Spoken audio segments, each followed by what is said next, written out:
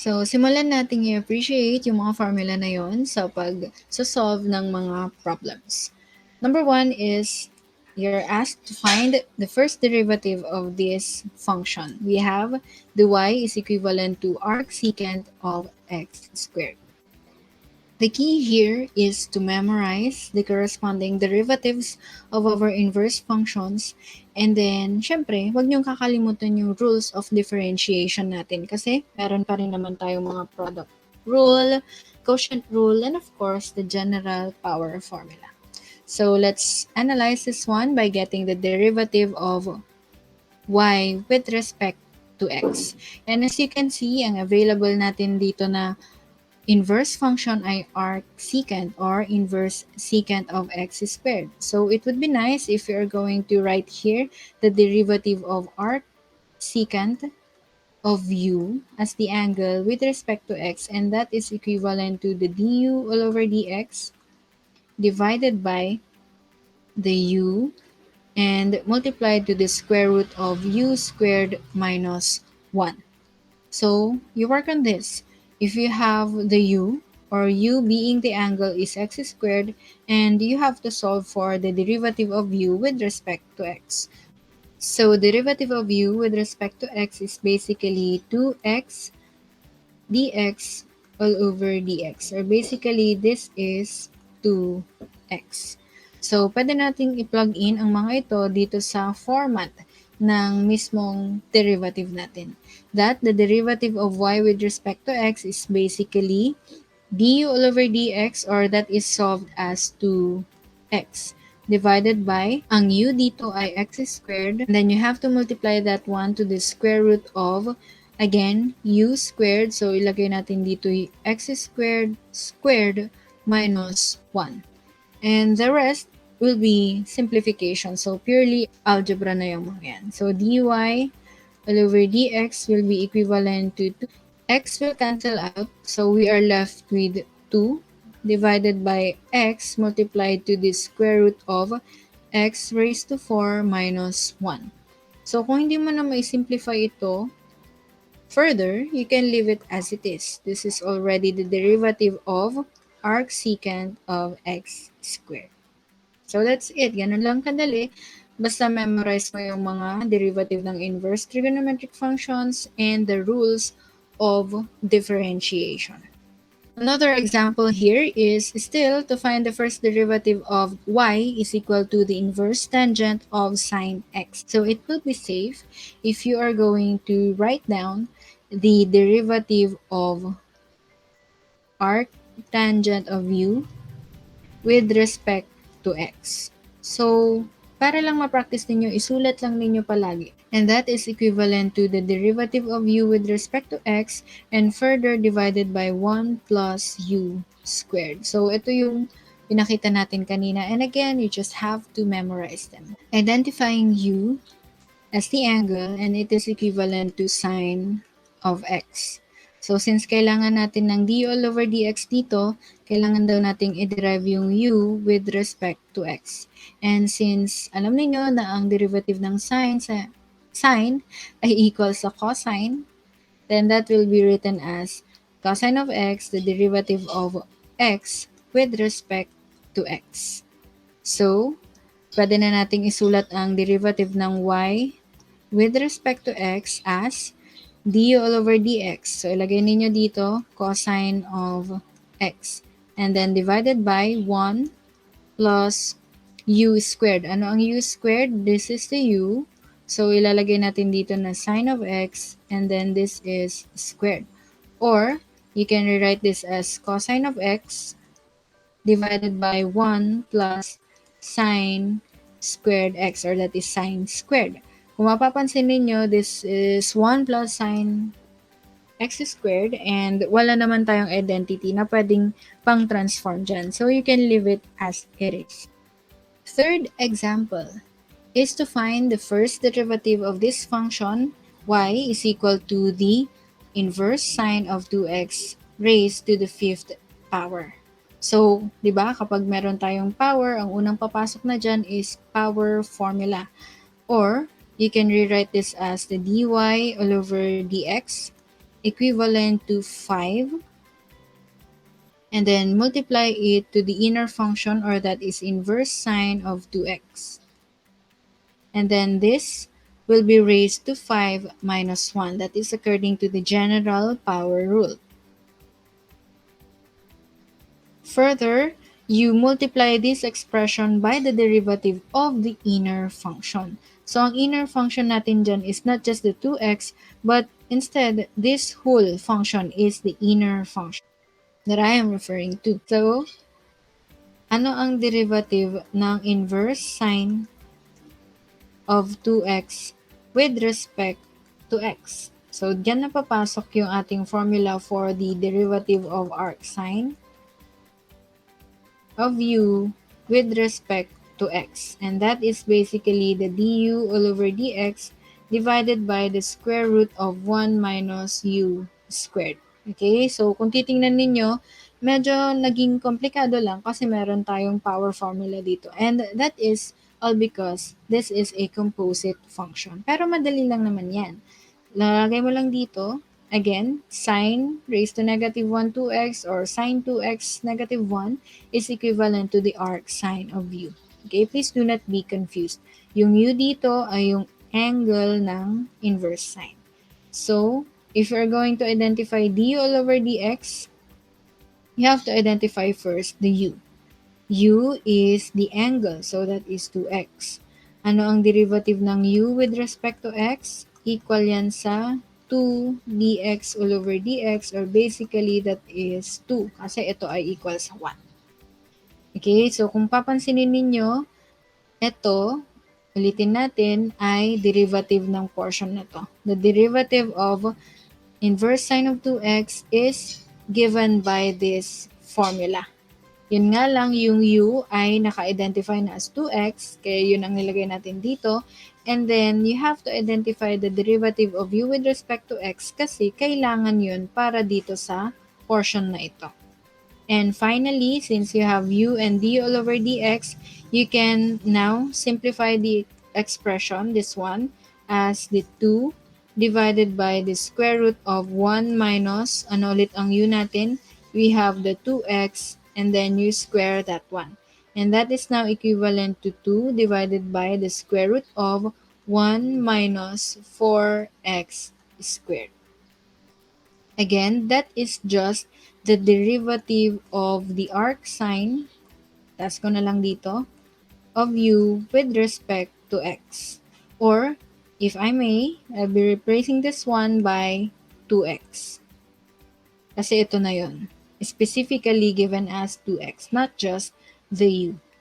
So, from that, pwede na nating i-plug in yan dito kadugtong nung general power formula na sinolve natin kanina. Or, we can write this as the dy all over dx equal to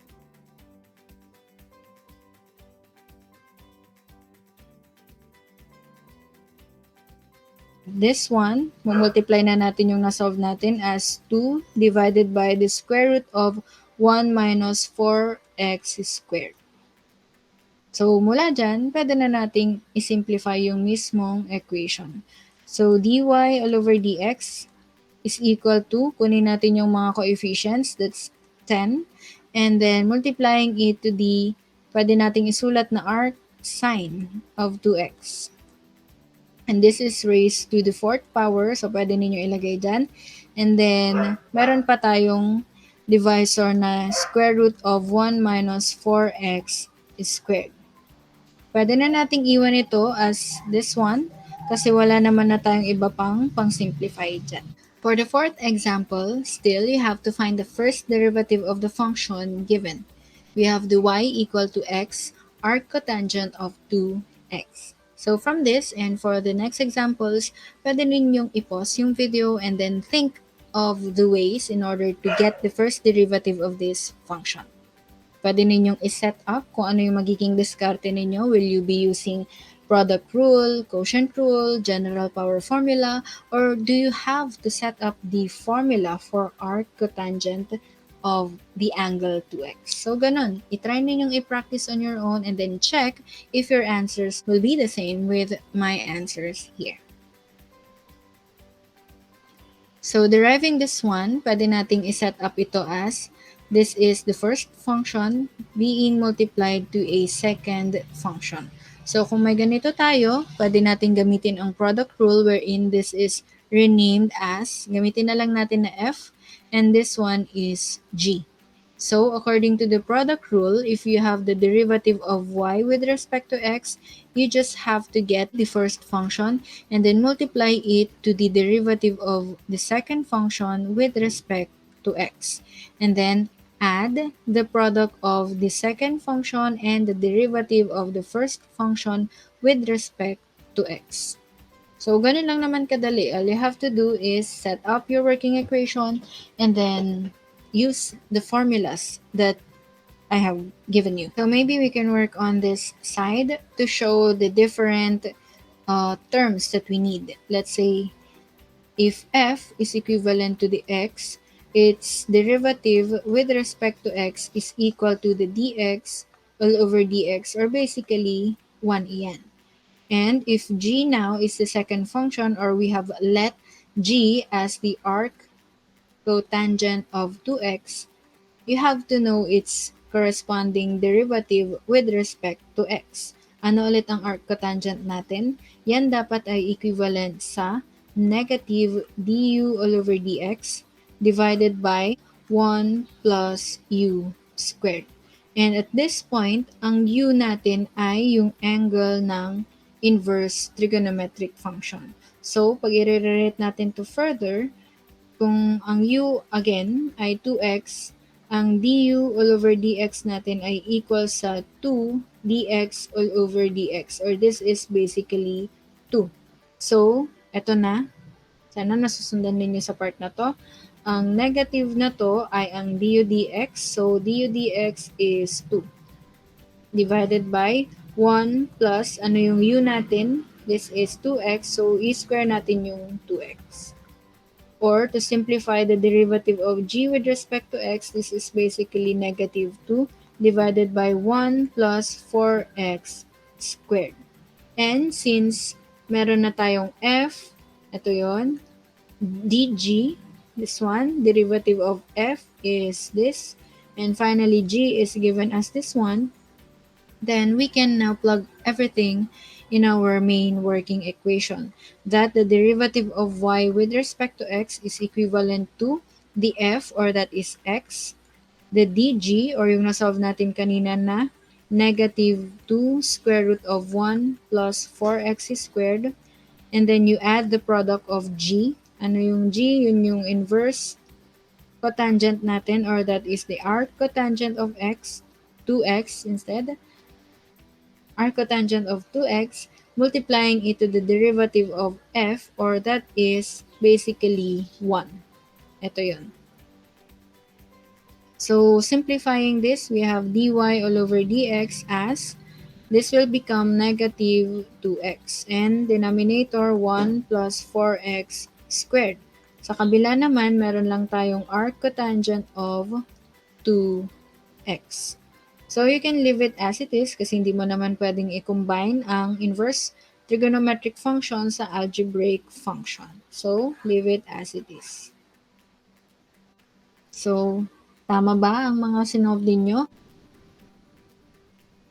For the fifth example, we now have the theta equal to the arc cosine of the square root of 1 minus beta. From this, pwede ninyong i-pause, tapos establish ninyo yung magiging diskarte ninyo, i-solve ninyo, and then tingnan ninyo kung magiging parehas ba tayo ng final answer. So in solving the first derivative of this theta, we now have the d theta with respect to beta. And our analysis is that this portion is already the angle of the inverse cosine. So, kung i-recall ninyo yung derivative ng arc cosine of u being the angle with respect to x, equivalent ito sa du all over dx, or that is negative du all over dx divided by the square root of 1 minus u squared. Ang u natin dito, as I have said, is the square root of 1 minus beta. And you still need the derivative of u with respect to x. So, i-derive natin ito, du all over dx. Take note, kapag meron tayong radical signs, pwede nating isulat ito as 1 minus beta raised to 1 half according to the laws of exponents para mas madaling mag-derive. So, pag dinerive mo yan, power formula, that is 1 half, copy the inner function 1 minus beta, and then 1 half minus 1. You're not yet done because you have to derive this. So the derivative of 1 is 0 and the derivative of negative beta is negative 1. So you multiply this one by negative 1. Simplifying the derivative of u with respect to x, we have the negative 1 divided by the 2, and this one is further multiplied to the square root of 1 minus beta. As you can see, binaba ko na kasi kapag minusan mo ng 1 ang 1 half, that will become negative 1 half. And if you have an exponent that shows a negative value, you can always place it in your denominator and it will be transformed as a positive 1. Again, that's just the basic law of exponents. So from this, we can already solve the derivative of theta with respect to beta, and that is equivalent to the negative of du dx. Ito yun, negative. Be careful with the signs. Negative 1 divided by 2 square root of 1 minus beta divided by our 1, or that is the square root of 1 minus u squared, or ang u natin ay yung square root of 1 minus beta. And do not forget, because you have to square this one as well. Simplification na lang. So negative and negative will be positive, and you can place this one below because this is also a denominator. So divided by 2 square root of 1 minus beta. And this one, let me just place it here para hindi na magiging komplikado yung pag-simplify natin dyan. Take note that if this is square root of 1 minus beta being squared, 2 will cancel out. Or yung index natin na 2 will cancel out. So, ibig sabihin, meron kang 1 minus beta. And then, meron pang nasa labas, so 1 minus beta. And lastly, that is a square root, so square mo pa rin yan. Simplifying this further, this is a square root of 1 minus 1 is 0. If this is negative and a negative, that will become positive beta. So, ito pala, itong portion na to, it is simplified as the square root of beta. So, the final answer is 1 divided by 2 square root of 1 minus beta times the square root of beta. Final answer kasi wala naman na tayong iba pang pwedeng masimplify dyan. I do hope nakuha ninyo yung parehas na sagot sa sagot ko. Next example is to find the first derivative of this function. So, same. Pause nyo muna ang video and then see if you can solve it on your own. So, solving for the derivative of y with respect to x, we have the inverse cosecant of 2x divided by x. So, pag ganito, meron tayong ratio, meron tayong division. So, you can always set this as, let's say, variables, and then you perform the quotient rule of differentiation. That, let's say this is f, and this one is g. According to the quotient rule, you have to get the g and then derive the f with respect to x. Minus, you have to get the f and get the derivative of g with respect to x. And lastly, divide pa natin yan ng g and i-square natin yan. Yung f natin could be rewritten as the arc cosecant of 2x. So, if you are going to derive the f with respect to x, the negative du all over dx divided by the u square root of u squared minus 1. Ang u natin dito ay yung angle ng inverse trigonometric function. So, ang u daw ay equal sa 2x, and kailangan pa na ma-derive ang u with respect to x. So, derive natin ang u with respect to x, and that is 2 dx all over dx, or basically 2. So, from this, pwede nating i-plug in lahat yan dito sa df all over dx. df all over dx is equal to negative du all over dx, or this one is 2. And then further divided by the u, ang value ng u ay 2x. And then the square root of u squared, so square natin yung 2x, and then magdeduct ng 1. You can simplify this one, df all over dx, as this one will cancel out, so negative 1 divided by x, the square root of 4x squared minus 1. df all over dx pa lang yan. We still have, if we have the f, the df, kailangan natin kunin yung g and the derivative of g. So, g is equal to x, and the derivative of g with respect to x is basically the dx all over dx, or simply 1. Yan. So, meron na tayong i-check natin. We have the g, the df all over dx.